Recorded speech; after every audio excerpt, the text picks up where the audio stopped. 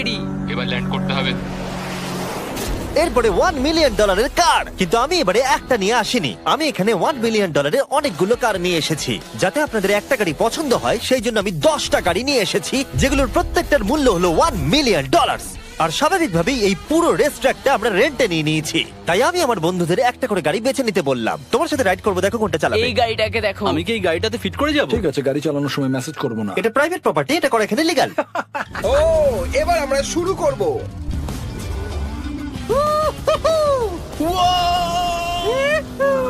আমরা কখনোই মরবো না। এইসব কথা বলবো না। আমার মনে হচ্ছে আমি ন্যাসকারের মধ্যে আছি। আমার দারুণ লাগছে, মনে হচ্ছে ফাস্ট অ্যান্ড ফিউরিয়াস এর কোনো সিন। এটা খুবই একটা দুর্দান্ত বিষয়, তাই না? এতগুলো দামি আর লাউড গাড়ি আমরা চালাচ্ছি। সেটাও আবার প্রাইভেট রেস ট্র্যাক। হ্যাঁ, একটা প্রাইভেট রেস ট্র্যাকে। দাঁড়াও, আমি একটা মেসেজ পাঠিয়ে দিই। না, মজা করছিলাম।